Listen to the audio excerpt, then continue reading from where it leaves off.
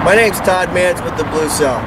The Threat and Hazard Identification and Risk Assessment tool allows jurisdictions to understand their threats in spite of the time of occurrence, season, location, and other community factors. I hope you enjoy this video.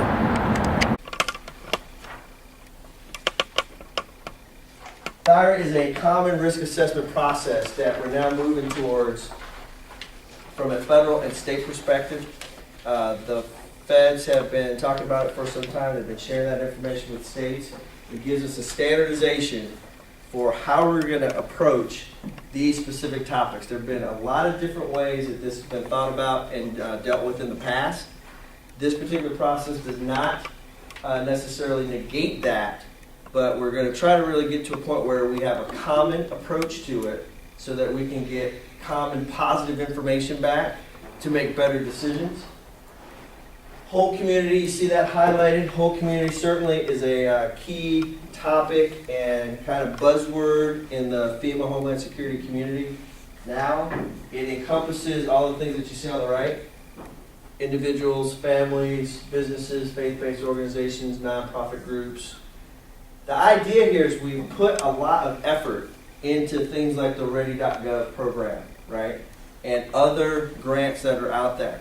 To now pull this together really makes sense 12 years post 9/11 in terms of looking at hazards and risks, because there's been a lot of work that's been done with like the CST, for example, and some of the other programs that are out there. Nonprofit groups have been after this thing for a while. Hospitals have been after it for a while. And now to really approach hazards from a whole community perspective, I think makes a lot of sense. It's a process that gives us a common way to more fully understand what those are in terms of threats in our jurisdictions, in Nebraska specifically, in places like Colorado where I live, to make decisions to keep folks safe. THIRA is unique as in it does not just look at natural hazards, but we're also taking into account, from an all hazard perspective, the terrorist threat, because that has been a driving factor in a lot of the decisions that we've made, the equipment that we've bought.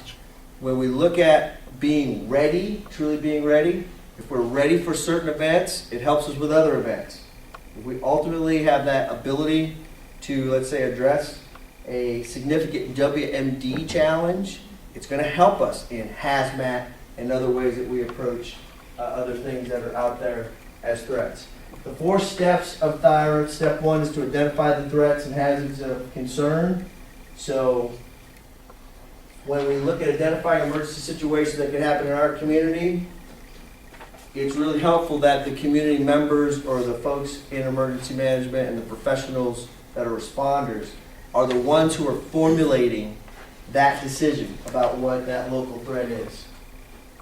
Second, we give that threat or hazard a context, which is going to be a description of that threat or hazard that could happen in our community, when and where it could happen. So with major rivers running through, major events that we do on a regular basis, College World Series, large gatherings with football games, that type of thing, that's where we get that context from.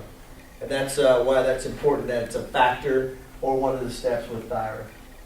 Establishing a capability target. So we're going to assess each threat and hazard in context to develop a specific capability target for each core capability.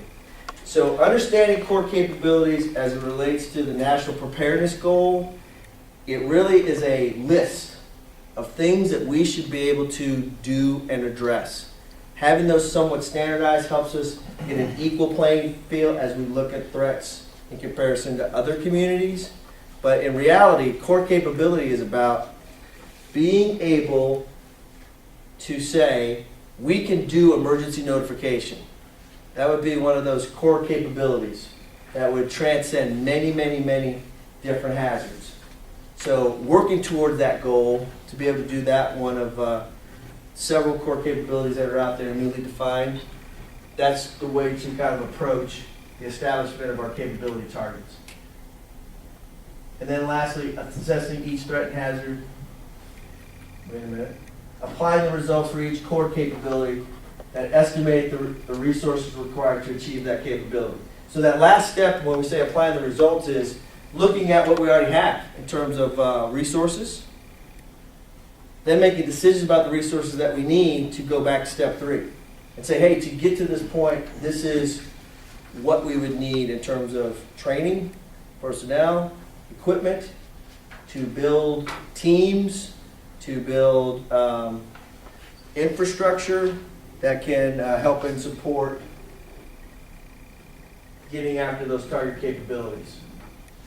So neighbors helping neighbors is also going to be a key in identifying resources. It's important for jurisdictions to talk to the neighbors that are adjacent to them, what it is that they're doing. If you have a larger jurisdiction next to a smaller jurisdiction, having that ability to go across jurisdictional boundaries to address challenges and threats is really what the neighbor versus neighbor, helping neighbors is about. And certainly part of a larger effort. So we're seeing it indoctrinated in Presidential Policy Directive 8. We're seeing it in our National Preparedness Goal. We're seeing it in a shift in the core capabilities. Those core capabilities are also tested from an HC perspective, Homeland Security Exercise Evaluation and Program perspective. And then we're able to test what's going on out there. So ultimately, the THIRA process helps determine the resources necessary to maintain a capability or to close and eliminate gaps in that identified capability. It informs state preparedness reports. So in 2012, THIRA results became the first step as we looked at the SPR. And moving forward into 2014, 2015, we are anticipating that this concept will be a local level type of approach. And when we're looking at dollar cents and the things that we're doing, that THIRA process from local all the way through the state to the feds will be the process that's used. It does affect resources. So every state or municipality in 13 that wishes to receive grant funding will have to fill out a THIRA plan for their state. So we're already into that process now and figuring out what that's going to look like. The mission area and core capabilities are broken down into prevention, protection. You'll see some common listings here. Mitigation, response, and recovery. So let me go ahead and open it up for a couple of questions.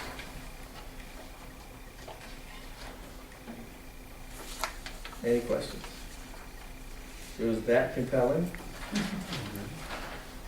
Do you get feedback from major vendors, if you will, like the University of Nebraska-Lincoln, like the Mecca for the College World Series? So I think that jurisdiction, whatever that jurisdiction is, where that venue might be sitting, should definitely be tapping into the things that are in their jurisdiction.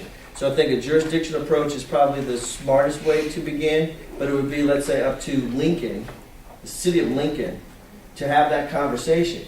Because certainly having a 96,000 seat stadium sitting in your jurisdiction is going to impact you one way or the other. It's not like you can ignore that it's there or not.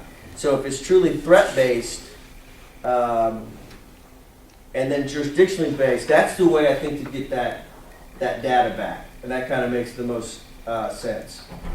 Any other questions? That's a good question. Does that sound close to what you learned earlier?